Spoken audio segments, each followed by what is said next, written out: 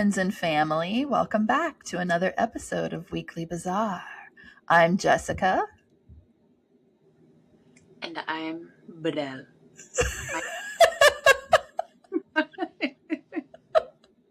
This is my sister, Michelle. She's joining us today. She's taking Montana's place because Montana's actually in the hospital. She just had her baby, so that's super exciting. And she's so cute. Yes, she is so cute. She's got a head full of black hair. She's just absolutely gorgeous. She's a little spooky princess. So for the people that are new here, hello, welcome. We've been waiting for you. Where have you been? Where have Where have you been? So today, Michelle is here for a very specific reason. I think it was actually my very first episode that I did joining this podcast. It's been over a year ago now. I was talking about the haunted house that I lived in with my sister and a couple other friends. It was the first house that we ever moved into. I was 17. You were what, 19?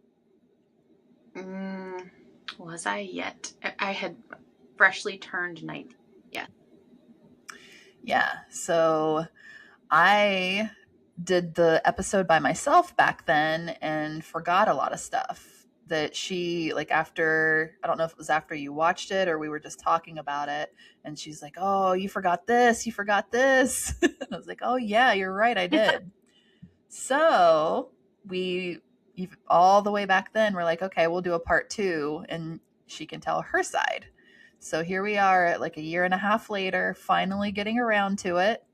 It probably would have been a good idea for me to review that episode before today. Not. Well, we wing it around here. That's what we do. Keeps things interesting. Yes.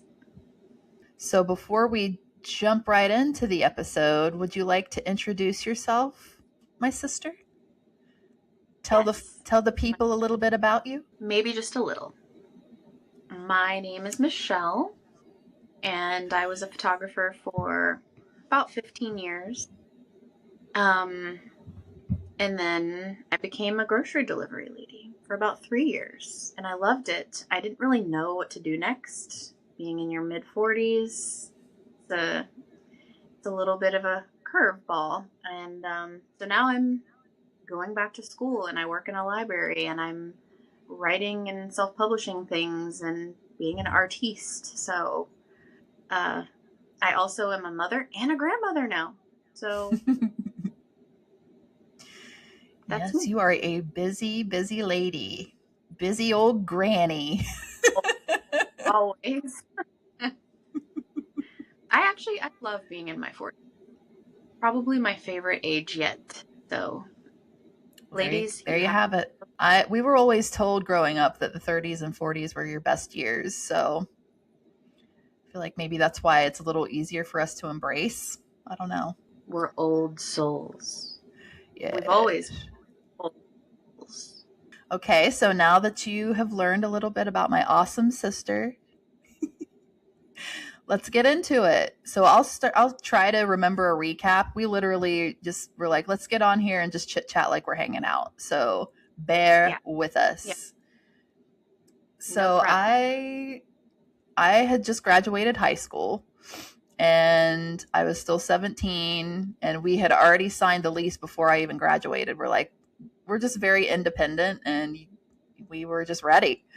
And a couple of our friends were on board and we're like, all right, let's do this. And I can't even really remember, did we go and look at the house before we moved in?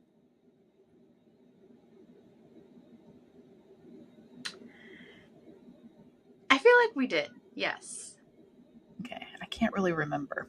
It's been a very long time ago. Yeah, I remember a high ceiling. Oh, yeah. Yeah, we loved the house. We, like, aesthetically, it was so adorable. Like, the inside, it had a lot of character and charm. and it was just right up our alleys, and we were so excited. And oh my gosh, rent back then, it was like $650 a month for a 4-bedroom house. Mind you, it was in the middle of nowhere. I think the fact that the year was 1999 makes this story even cooler. It was 2000. Are you sure? Right? Yeah, because that's when I graduated. Yeah, it was the summer of 2000. Otherwise, I would have been still going to high school from there. I just always thought that I had Kyler in the year.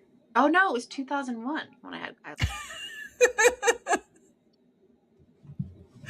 See, folks, she fits right in. She forgets everything just like the rest of us around here. That is so weird. It's weird. So I was actually looking this up last night.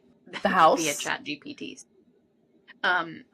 Just things on memory distortion and how you, like, the longer time passes, the more you kind of create the memory and like, but with this particular situation, that does not happen. The memory is clear as day. The same. Yeah. I don't feel anything. I don't feel like we've changed any of the details, any of the times that we've told this stuff. Which I was looking that up, and it says that memories don't necessarily have distortion if they're that clear to you or that impactful. So I'd never seen that information. I definitely should probably fact check it, but I thought that was very interesting because every time I go back to these memories, they're clear as day. Nothing's changed. I don't have to like fish for anything. And in fact, more details pop up. Maybe I'm creating those, but I don't feel that I am. So that is fascinating because on the flip side, when things are too overwhelming for the brain or too traumatic, it blocks the memories out completely. So it's very interesting how the brain works. Yeah. So yeah, I had just graduated. We moved in. We were so excited. We had the party house, didn't we? We always had the party house, like where everybody wanted to come and hang out with us. Did we have a party as soon as we moved in? I think we did. Yes. It's still confusing me, though, that this was the year 2000, because that is messy. All this time you thought it was 99. Yes. Mm-hmm. I did. But anywho. Yep. So I can't really remember if initially, like right away, we felt like things were off. I mean, I don't think we would have signed the lease had we felt that initially. Okay, so this is one of the details that I wanted to add to the story as we were telling it, because we did have a party. I don't know. I think it was the first night that we were staying there because the electricity hadn't yet been transferred into our name. And so the people before, I don't know if they just weren't paying it because there was no electricity in the house. That's right. So people over and there were candles and kind of a vibe that first night. Then we had another party shortly thereafter. It had to have been within the same week of moving in because we still had stuff everywhere. And this was the first time that I specifically remember something strange happening and just kind of tried to rationalize it in my mind so it didn't hit me until later when more things started happening that this actually was something that was off, because again, I had noted it, but I rationalized it that night. And then as things progressed, I looked back on that night and was like, that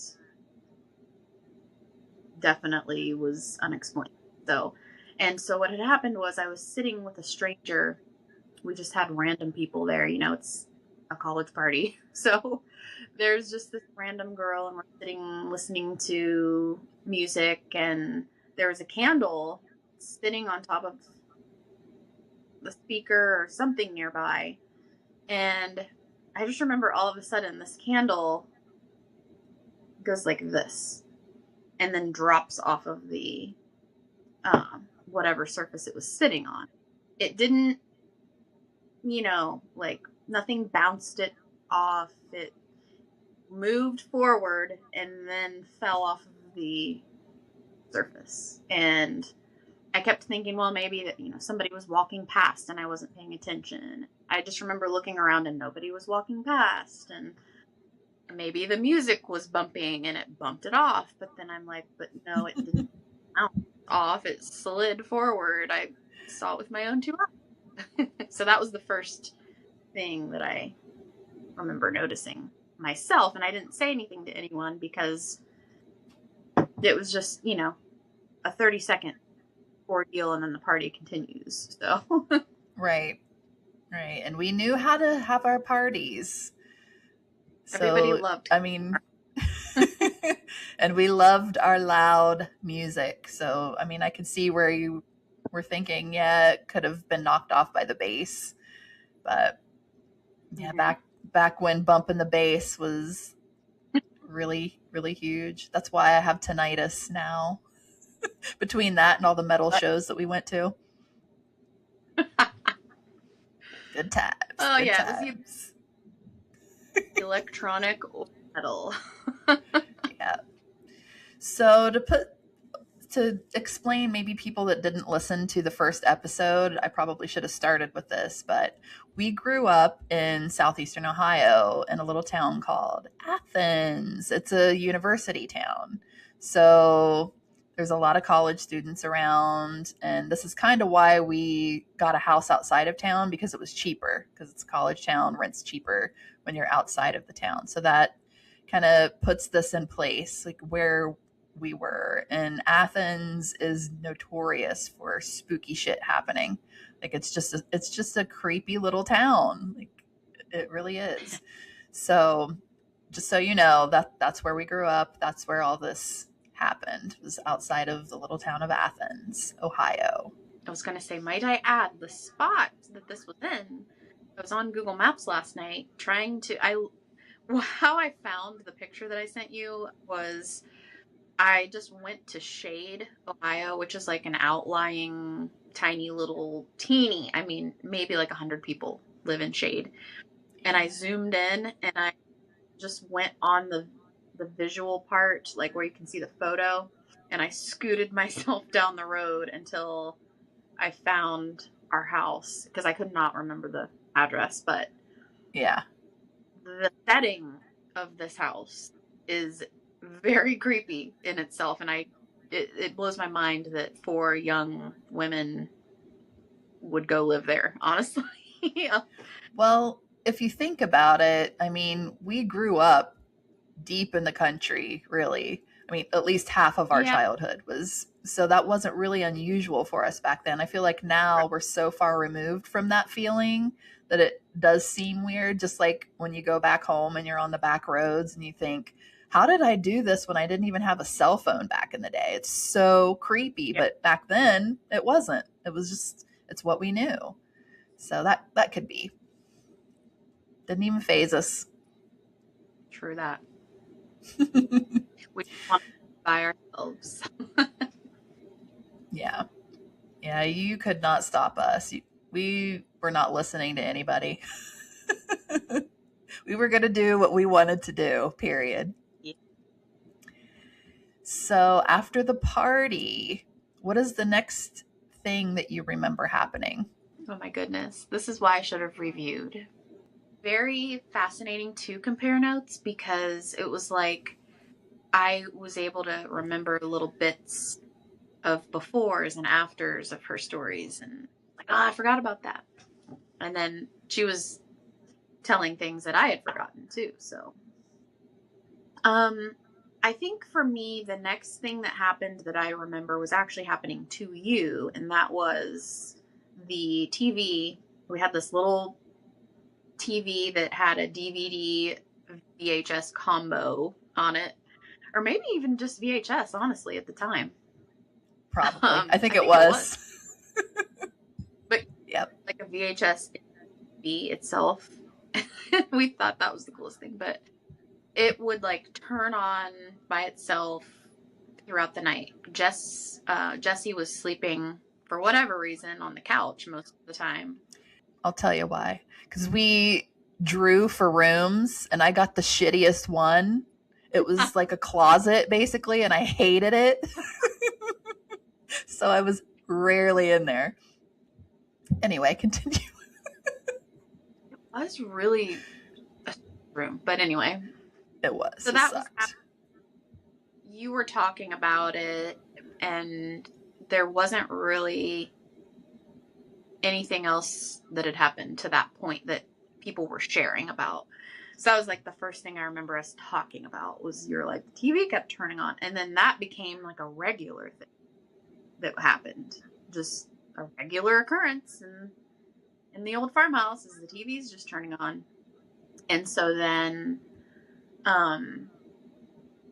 there were lots of creaks and sounds and things like that. But again, you're trying to rationalize all of this, and that was definitely a regular occurrence as well. But the big standout thing to me that happened next after Jesse was telling us, about the TV was yet another electronic device. And at the time, I thought that this was being a little bit fabricated because of who was telling me. My apologies if this person watches this. Our cousin had said that her radio, like her stereo, like the volume was doing weird things. Like it would just get turned up, it would get turned down. And again, we're thinking, well, maybe it's a short. And we were looking at ways to fix it and taking out the cords and trying to rationalize that with her. And at the same time, I was thinking, maybe she's just throwing this into the mix based on other things that have, we've already shared, or Jesse has shared, because they were like really close. And but then this is the big standout that I think changed everything. I don't think Jesse was there for this experience, but it changed everything for me, and I know it changed everything for our cousin too, because we were sitting in her room together, listening to music as always with some friends, and all of a sudden the stereo turned up so loud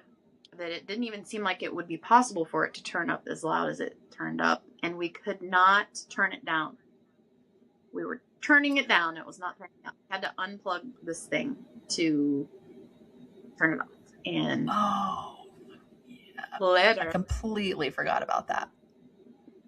Larry, who we called Letter, ran before this situation was even solved. He had already run down the steps and outside of the house because it was so.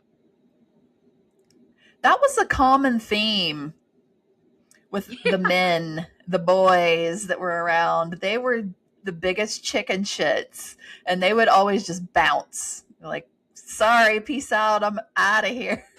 Yeah. Thanks, guys. But also, we started to notice with that point, to your point, is that it seemed like the activity escalated when there were male presence in the house with us. Yes. We put that together over time as well. Yep. This, again, like that was the first time that I started connecting dots. I started thinking back to the candle, Jesse telling me about the TV, and then now this is happening, and now I'm starting to get freaked out about the house at this point. At that point, yeah. And so there, I mean, endless things were happening in the house. Mm-hmm. So, is there anything you want to add, like, so I'm not just going on about experiences, or like, were you I remember we told you about this, so were you having any revelations or noticing things to that point? Well, I was actually very skeptical because, like I said in my last episode, the majority of the stuff that happened really didn't happen to me. Like, it was happening to my three other roommates, which were Michelle, my cousin, and then one of my best friends. And she was hardly ever there, but when she was, things would happen, and she's like, I'm not staying in this house. And actually, our cousin ended up moving out. Yeah.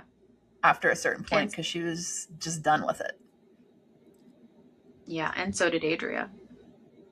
Yeah, but mind you, we were only there for a few months. Like, this escalated this quickly, and Michelle and I were the last ones standing, pretty much. Literally. Oh wait, Hannah moved in. Hannah took over Adria's room, my other friend, and she was there. But I honestly can't remember if she experienced anything or not, because at that point, like, we were partying so much, and she was with her boyfriend the majority of the time, so I can't really remember. But yeah, not a lot happened to me, especially when things started to go beyond the just like turning on and off lights or turning on and off the TV or messing with the volume. Like, beyond that, aside from the one incident where we were all like in broad daylight, and we can talk about that a little more in depth here in a minute, but I did witness something fly basically across the room. But other than that, it really honed in, especially on Michelle, which is why I really wanted to hear her side and have you guys hear it too. So yeah, that's really all I have to add. Please continue. So back to her point about a roommate who wasn't staying there often, something that we noticed, well, she told us this. She came home to get clothes one day, and pictures of she and her boyfriend had been placed face down in her room. And she asked if anybody had been in her room, and we never went in there for any reason. It was just, I don't even think we let anybody sleep in there if people stayed or anything that I can remember. But it was another kind of shitty room too. Honestly, it was. It was an old house, so yeah. So, but that became a recurring thing for her. Is every time she came home, pictures in her room were like moved around, face down, really weird stuff, to the point that it freaked her out so much she had her mother come and do like an exorcism of the house, if you will. I don't know. Mm-hmm. He went through every room and just said some words, whatever. Yep. Which actually backfired, because things got even worse after that. It was like it just pissed off whatever was in that house. Like, it didn't work. It backfired big time. Yeah. And she kind of stopped coming over to stay anyways at that point. She didn't stay there anymore. She was staying with her boyfriend most of the time. Yeah. So what was the next escalation? The next escalation was I started to get afraid in my room. My room, mind you, of course, was the only room in the downstairs of the house. So I was alone unless Jessie was sleeping in the living room, which she had started to stay with the guy she was dating a little bit more. And so she wasn't always home either. And so when it was a lot of times I would be there by myself at night. I mean, yeah, sleeping in that room. Oh gosh. Ew. And so that's when things started escalating towards me, is when everybody was like staying with their boyfriends more. And yeah. So I would hear things in my room. I would hear things opening, or like sounds messing with my dresser. I would hear footsteps, which were very prominent. If somebody was walking through the living room, there were very prominent spots in the floor where it would creak, and I would hear that and think somebody was downstairs, and nobody was downstairs. One night I was sitting with my friend Matt Diggs, and Oh. So my bedroom door slammed shut when we were sitting on the couch, and it freaked him out to the point he said, "Well, I'm see you later. I'm out of See? here." Yep. And then, so that was it. Started doing things when I was by myself or in those types of situations, and that really was starting to get to me. And so, yeah, all the guys were there one night, and we had them go down in the basement. I don't really know what occurred when they were down there, but they all ran outside like a little group of kindergartners. Like a little pack of bitches. Let's be real. Mm-hmm. And then somewhere along the way, it started getting brave, whatever this presence was, and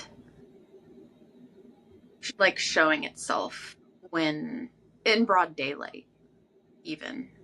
And this is an experience that Jesse was present for. That we were all, I think you did talk about this in your episode. We were it's all definitely worth mentioning again. Yeah, we tended to not start getting ready for our day until about 3 p.m. Yeah. At least like getting ourselves cute. And we would bring all of our makeup, all of our hair stuff, and our mirrors and stuff into the dining room and get ready together. And play music and hang out and stuff. And so we were doing this one day, and our cousin said, "Look over there. I see something by the window." And there was this like, oh man, I wish I had like a piece of fabric that I could. It was just very strange. It looked like in the way a piece of fabric moves, only it was disappearing and then coming back into view and moving over by the window. And it did it several times. And yeah, I forgot about this. Yeah. That to me, and it was broad daylight. That freaked me out, but at the same time, I had this is kind of sick to say, but I was intrigued at that point. I was like, whoa, this is crazy, you know? And then there was another time, couldn't have been that far apart, that it showed itself in that same room again when we were all in it. And we were just doing the same thing, and there was a globe. Okay, thankfully I've got stuff I can grab to demonstrate this. So that we had a desk, and it had 2 levels on it. There was a level here, and then the part out here where you wrote on was about, I don't know, maybe 18 inches beneath that. And it stuck out far enough that it was like an actual writing desk type situation. And on top here was like just a skinny little level. We had a globe, and we all saw this happen. Yep. At the same time. The globe, just in the same way that the candle moved that one first night. And that's when this tied together for me, is like, now I know that there was no rational explanation for that. Is the globe slid forward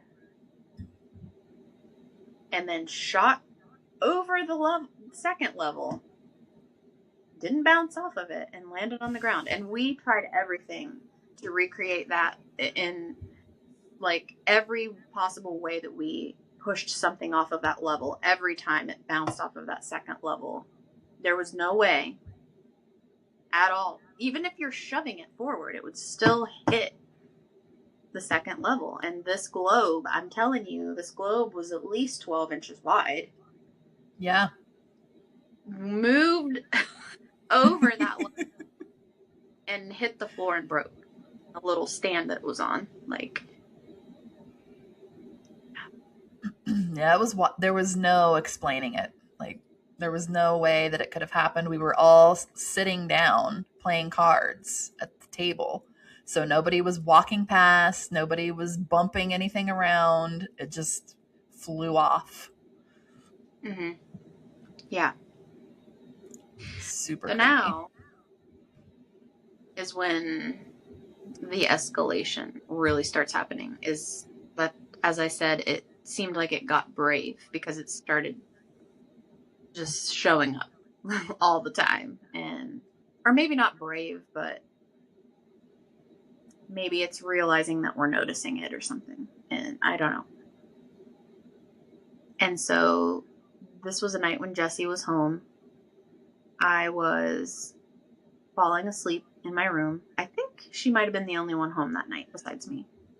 I had moved into the badass bedroom because Susan moved out, and that was the one she got. So I was up there like rearranging stuff, listening to music, just minding my own business. It was just the two of us there that night, right? Yeah. Yeah. And so I am falling asleep, and I had my covers. I like to sleep with my cover right here. I don't know. I've just done that since I was a little girl. Either up here to the nose and tucked under my head. One of the two. But this night it was here, and my cover started sliding. Oh! The cover sliding down my face, and I grabbed it. And I was holding so with all of my might, like all of the muscle I could possibly have. I was holding it that tight to keep this from moving.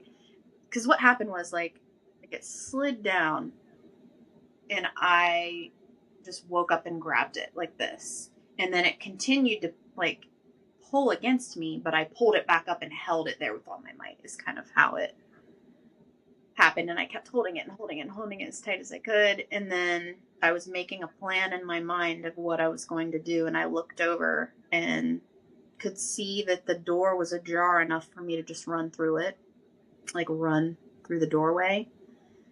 And so I just let go, and I ran up the steps as fast as I could to Jessie's room, and was like, I think she said I was crying.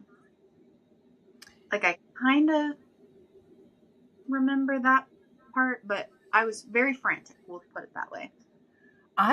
See, this is where things get a little murky for me, because how I remember it is I heard you like yelling, and I came down. One of the two. Yeah, I don't know. It's been a long time ago, so I don't know. But either way. Mm-hmm. Yeah, I was frantic, and I ran out of my room, whether it was into the living room or into your room. One of the two. And so we were rationalizing that, because I was like, well, maybe she was like, well, maybe you had a seizure. Like I was like, that sounds like it could be possible, because I could have seized up, and I don't know.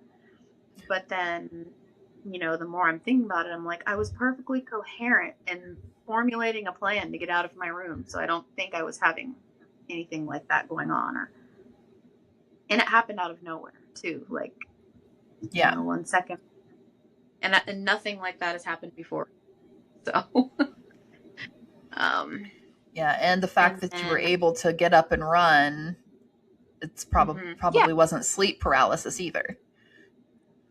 Oh, that's a whole nother backstory of mine that probably don't have time to get into today. But so all of this was kind of messing with me, because I don't believe in ghosts the way it's stereotyped or whatnot. So that's why it was even that much more confusing to me, because I don't really believe in ghosts. I do believe in the other direction, though, that there are dark spirits and there are, beings of light. And so then it was really messing with me, if you know what I mean, because I'm thinking, this is not good. This is not a good demonic around me right now. And so yeah, all these things are happening. There was a night that I was there by myself, and I was playing Sheryl Crow. I remember this very vividly.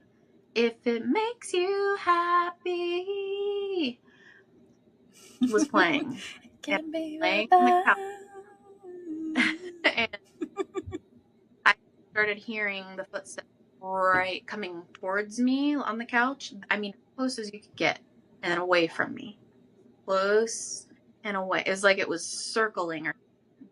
And nobody was home that night. That's why I was sleeping on the couch, because I was too scared to sleep in my room anymore when nobody was there.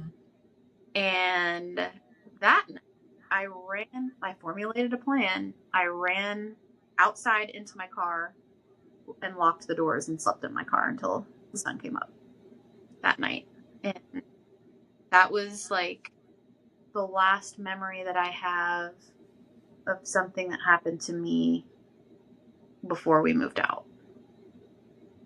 That something happened Poor to thing. me personally before we moved out. But I'm sure there were other things that I haven't shared in this that were going on. Well, but it, like a lot of just things in my room, noises. Yeah. So when we were talking about this after I did the first episode, you had mentioned that I forgot about the because I didn't think we had ever gone into the basement. I forgot that we had. Do you remember that? Like when we like after you said that, I vaguely remember it now because we were being ridiculous about it. Like we were all so scared. We're like, I mean, that basement was terrifying, first of all.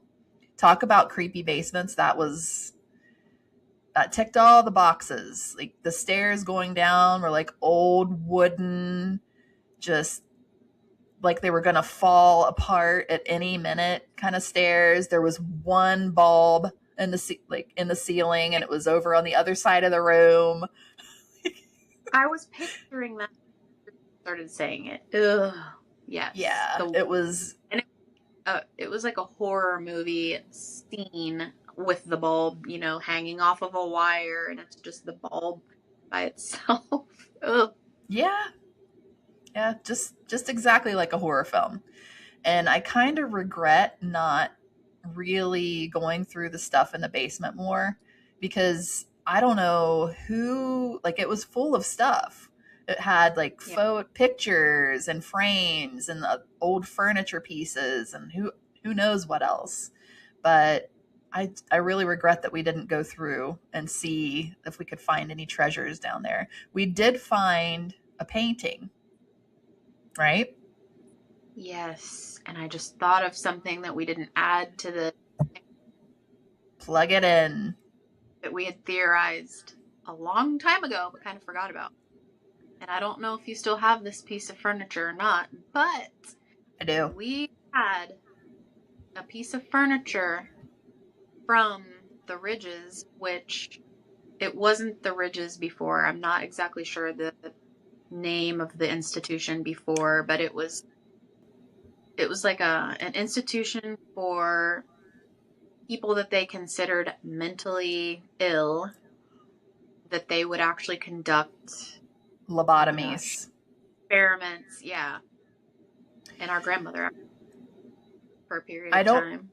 I don't remember what it was called either. Let me look it up real quick. Like the Ohio State Reformatory? Yeah. Something like that. That doesn't sound right. Or the Athens Insane Asylum or something.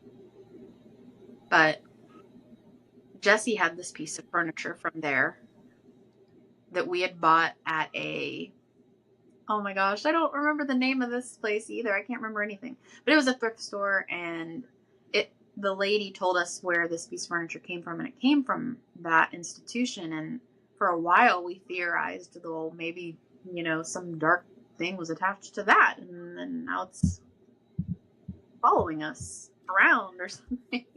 Yeah, so this place was called, before it was known as the Ridges, Athens Lunatic Asylum. Athens Lunatic Asylum. And wow. Yeah, this is one of the many things that gives Athens its really spooky vibe, because this place sits on a hilltop, because it's very hilly and picturesque down there. It's beautiful. It's a beautiful little spooky town. But the Ridges, it's huge. It's huge. Yeah. It's this big old brick building that sits on top of a hill that overlooks the whole town. And a lot of the time, you can see birds. I don't know if it's vultures or crows or what it is. They will circle the like steeple. I don't know what like the tallest point of the building is called, but they will be circling that, and it is just the spookiest thing. Yeah. And I had a prom there, and I had an internship there, so I actually got to go in twice. Once on a tour, and once when we broke in, which we should probably mention too. Oh. Yeah, we broke into this place. We didn't do it. We were just children. That could be a whole other episode in itself. But long story short, yes, this piece of furniture was built by one of the patients, right? Okay. But yes, you're right. And it had a little, or still has probably a little, like, plaque on it. Yeah, it was like a little metal plaque. Hmm. And it was like a little serial number or something. Because I guess that was something that the patients probably did. They probably, like, to give them something to do, like maybe they had a little woodworking shop or something, where they could build stuff just for something to do. Forced to build it. Could be. So what was your theory surrounding that piece of furniture? Just that it came from this place of a lot of darkness, and that maybe something was attached to that and brought it into the farmhouse. But again, I don't believe that sort of stuff. Like, I don't know how relevant it is to show what my beliefs are. Probably not at all, because that experience, I mean, I've had a couple other strange experiences since that house, but nothing would ever compare. Like, I've never experienced doors slamming. I've never experienced visually seeing an entity like floating around in front of my face. Yeah. Things flying. Never experienced any of those things ever since that house. I haven't either. And I still have that piece of furniture, so I don't feel like anything's really attached to it. I just think it's really cool that it's there. And then the painting. Now, yes, looking back on that, now that I kind of remember it, didn't we hang it up? We did. In like the dining room or somewhere? Mm-hmm. And was that before the globe flew off or after? Do you remember? I think it was before that. Did you take the painting? So this is a funny story. I did. Of course you did. I took it, and then this is weird actually now. I left it in the basement of an apartment that I lived in Zanesville. So it's probably in the trash somewhere, unless it's still in that basement. It was creepy as hell, though, because it looked like a spirit leaving a body or something. It was kind of like an abstract of something like that, if I remember correctly. Am I right? It was like a face, but it looked like the face was melting off or changing. Yeah. Yeah, it was cool. But I think there was another one that you're thinking of, though. There were multiple ones, I believe. And I think there was one. What? Oh, yeah. Ugh. Yeah, it was like, who knows what could have been attached to that stuff. I don't know. But one thing, too, that I don't know if it was Montana who was asking about this, because she's aware of your sleep paralysis and all of that. And she was wondering if you felt like anything, I think it was her, if anything like followed you after that house?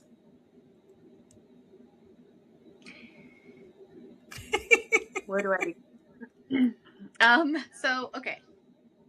I didn't for a really long time. And then I had this experience. This was probably 2009. It was shortly after our Grammy passed away.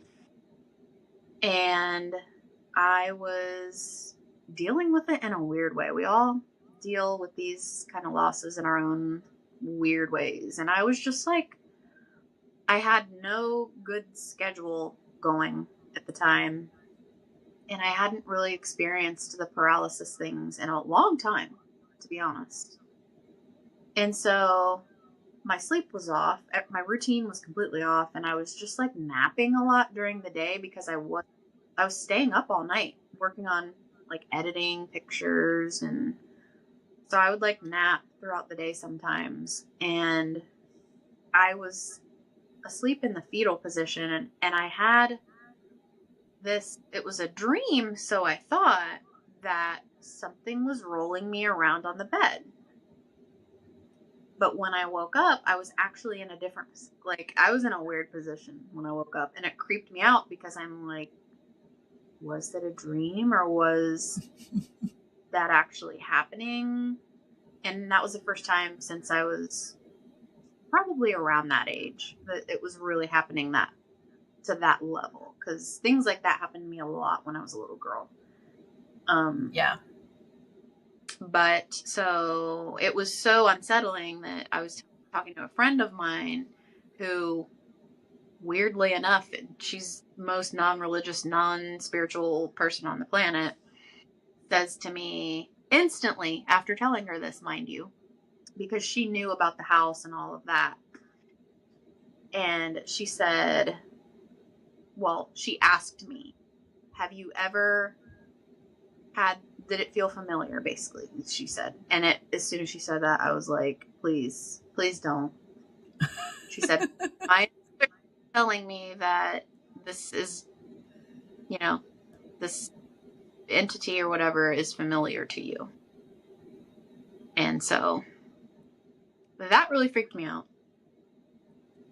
And yeah, never thought about even being a thing before she said that. So then I started kind of reading things about incubuses and got really freaked out. And again, there's only been a couple other times that I have felt something strange. One of them was in this house, I will say, and it wasn't that long ago. But I'm such at a different place in my life now that I'm like, I'm not afraid of you or whatever. I mean, it's a little weird, but I'm just not in that capacity right now in my life to give my energy or like attention to things like that anymore. So, and I really do think that makes a difference. Yeah, I do too. And like Jesse said, I was kind of not the weakest link, but the most, I don't know, how did you put it at the time? Like why it was picking me to manifest. Maybe the most vulnerable. Yeah. But I mean, something you said today makes sense too, is you were intrigued by it too. And it probably picked up on that, you know? Yeah. But we kind of skipped an important part of this story. And that was like when we had enough. And it's actually really funny, even though it was terrifying at the time. And I did talk about this in my first episode, but now that she's here, like, get two different perspectives, and I probably remembered some things wrong because that seems to be the trend here. But why don't you tell it from your perspective? Before we continue, though, I think it's fascinating that you remember running down to me, and I remember running up to you. Mm-hmm. I thought the same thing. Because we both can't be right, but we both feel like that's what happened. So, yeah. That's one of those memory distortion. for sure. Spooky. Yeah. So we were listening to, I remembered the name of the band that I was trying to, Sparky. That does not ring a bell. Sparky. Was it? And it was just, Was it like it was Bad this Boy like, Bill? it was, but it was like kind of silly sounding. It was like, boom, ba-doom, boom, boom. And we would always be like,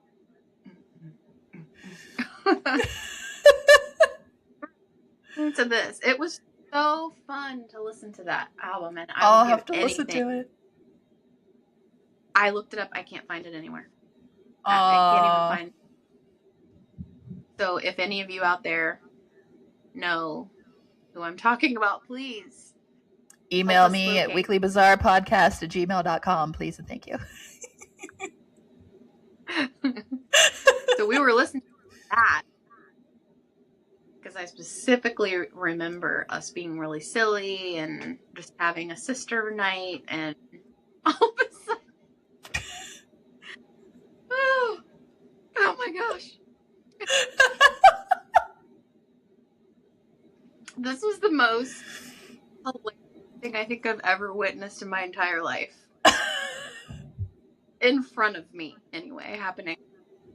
So all of a sudden, it sounded like something was trying to scratch through the ceiling. And we made eye contact, and we both acknowledged that this was happening. And it was this non-verbal, which we've kind of always had that between us. It was this like non-verbal conversation that we were having, like, what is happening? And then, so as we're making eye contact, it just keeps escalating more and more and more and more. And it just sounded like there were I don't know, maybe not millions, but hundreds of hands trying to claw through the ceiling. Now, what's weird about that is one might say, well, perhaps it was mice, or perhaps it was a raccoon family. No. This was not in the ceiling in the attic. This was the ceiling above us, which would have been the next level of the house. So that makes no sense. There's no logical explanation for that. There's nothing it could even have been scratched. Because it was carpeted. So the sound, and then we started thinking, is the ceiling going to just fall? At least I felt like that was happening. And I felt like intuitively I knew she was thinking the same thing, because I look over and she dove into the air. I mean, vertical or horizontal dove. And when I see it in my head, I see it in slow-mo. Like, I've never seen a human being make this high of a leap in my life. And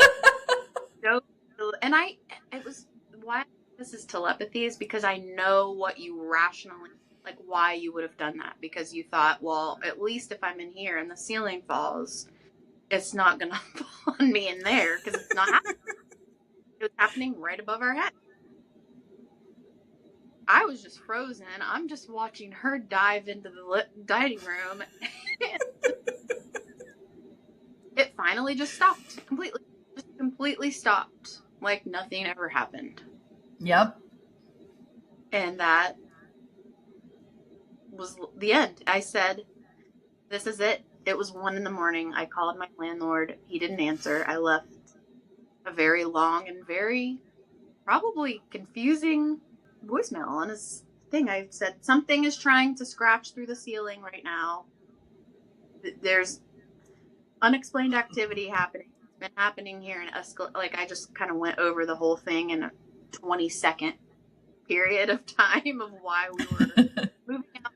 We didn't even care about our security deposit. We're gone. And we were gone like the next week. We got the hell out of there. The end. The end. Only it wasn't the end. Not really. Because for whatever reason, we moved even further into the freaking forest. No, but it's weird that nothing, like, that house had such a good vibe to it. Nothing it did happened in that house. That's how I know it's a house. Yeah. Other house. The only problem there was the neighbors absolutely hated us because we had metal boyfriends and they were in a band and they practiced at our house, and the rednecks weren't having it. They were not having it. They called the cops on us. They did freaking donuts in their huge truck in our front yard. Like, it was a mess. But that's a story for another day too. But I find that it's funny how you remember the sounds that last night, because anytime I recollect it, I think that it sounded like a bunch of goat, like hooves, like banging around above us. So I guess that makes like the scratching sound, but I also remember it was like stomping almost, like a stomping sound, but with hooves. I don't know if I say hooves right. Don't cover me. I'm from southeastern Ohio, okay? Satan's hoop. Seafood boil, sweet and sour sauce. Oh my God. But yeah, Satan's spooky, scary. Screaming. I do remember that sound that you're talking about because that's when I started thinking the ceiling was going to fall in. Yeah, that's why I dove. Because it was like almost shaking the house is what I remember. There's no logical explanation for any of this. None. But we left that house and we left everything that came with it behind us. Mm-hmm. We did. Yeah. And I really don't think that anything came with us after that. I don't know. Because the energy in the next house was just so different. Completely opposite, in fact. Yeah. It was like, the upstairs was so cool. That was an awesome house. It really was. If we had been a little older and a little more responsible, well, especially me, you were a lot more responsible than I was back then. And probably still to this day. But yeah, that could have been a really cool place to live. But I had other priorities at that time. So before doing this podcast last night, Braden said, and Braden is, I would say he's somewhat religious, and Braden is her husband.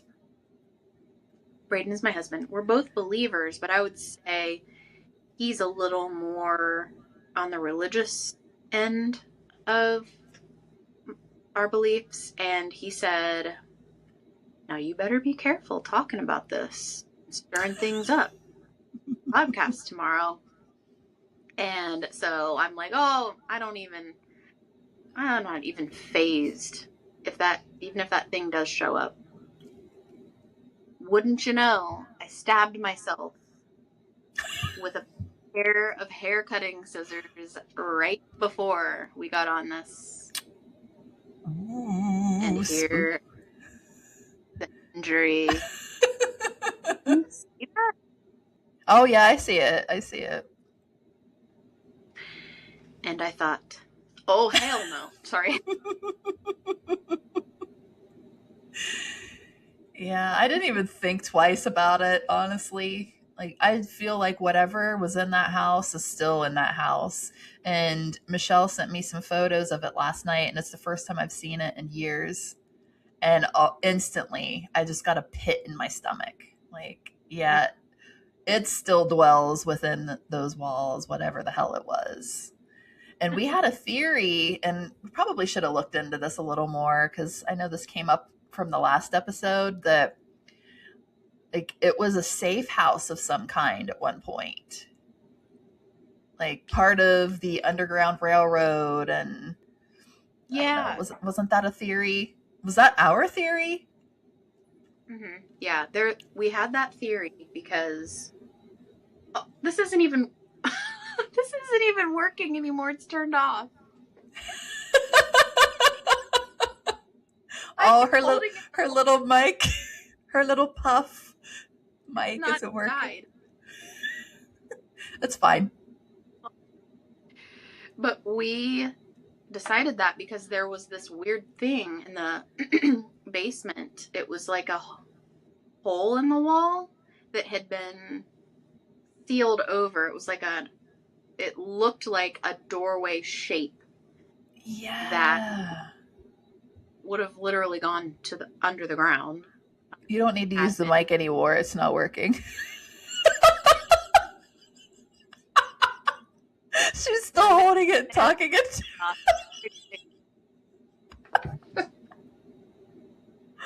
Oh, welcome to Weekly Bazaar. Enjoy the ride. But anyway, yeah, I forgot about that door. Or, well, the sealed off door to nowhere. We had many theories. None of them matter. No. The thing I find most fascinating about this whole thing is how much it hated men, or at least when men were around us. That really raises a lot of questions. Yeah. That I have no answers to.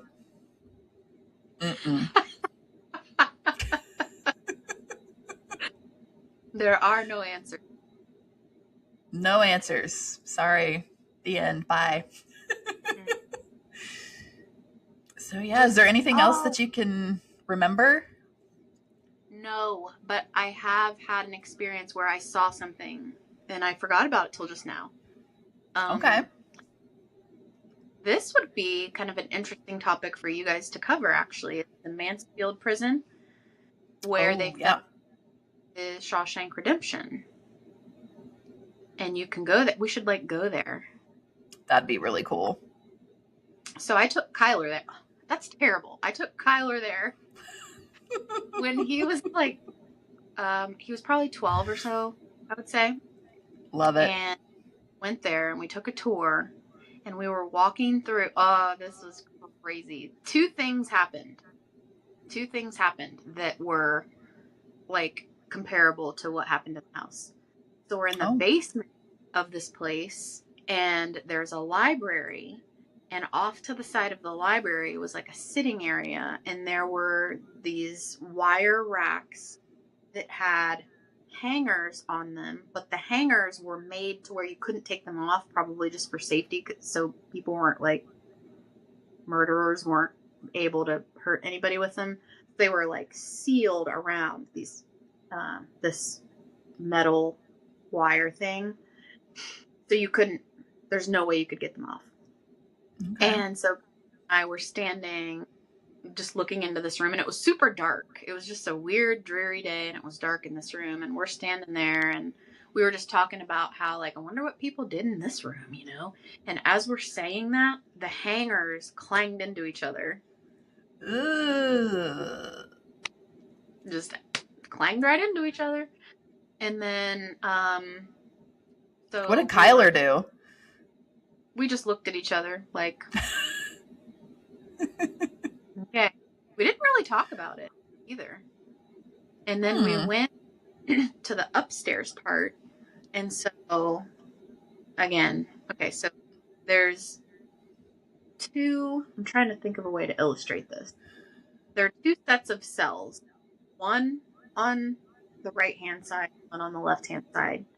They're both facing opposite of each other towards windows, across. So there were two hallways, and they both had cells. They were facing opposite directions, and in the center, going down between them, was this door, and you could go through, and it was the back side of each down this hallway through the center of them.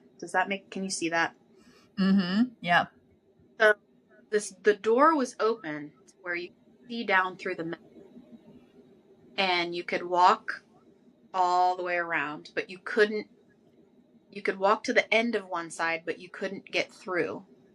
You could only get through going to the left. So you could walk down the right side of the cells and see, but you would have to walk back and around past the little hallway that goes to the back sides of each cell and then around to the left side to get out.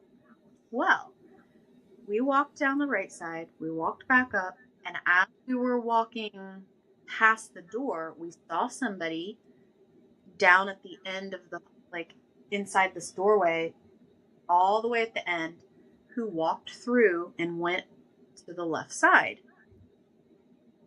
And we're like, is that the way we're supposed to go? Because we were just doing the self-guided tour. Mm-hmm. And it was like, no, you're not supposed to walk in there. And we're like, we just saw somebody down there that walked through it. And they were like, they couldn't have because there's no exit. Oh my gosh. Ugh. Yeah. Was this during the day that you did this? Yeah. It was probably like, it was an early afternoon tour. But yeah. Oh my God. Ugh. So they're the only two places that I've had those types of things happen. Yeah, I can't think of anything that has happened since then for me. And if it did, I forget. So it must not have been very overwhelming, or it was very underwhelming. But I don't know. And again, it didn't really mess with me. Like, it just messed around me more than anything. It was definitely honed in on you, for sure. But again, because you were intrigued, that could be why. Yeah. Intrigued, vulnerable, feeling a bit lonely at the time. Thinking back on all that makes me feel like such an asshole for leaving you there alone. No. Shame. Shame. No. Need a babysitter. True. So, any other thoughts before we wrap it up here today? Stay safe out there, everybody. That's for sure. Stay safe. I will leave it at this, which we kind of touched on, is I think the more attention you give to things, the more it manifests. Whether it's something good, something bad, something negative. And so that's why I say I'm at such a different mental space these days, that it's like, well, if you can focus on negative things and play these kind of stories in your head, why not do it with things that, have to do with potential and possibilities? And that's like where my head is most of the time now. So if I see or experience things that are spooky, I'm just kind of like, oh, that's kind of spooky, and then I move on. Sometimes I and I'll wake Braden up and be like, I just had a nightmare, and then I move on with my day the next day. I don't sit and think like, am I gonna see something in the room tonight? And I think the more people do that, probably the more they are gonna see and like experience things like that. I completely agree with that. Completely agree. It's where you put your energy.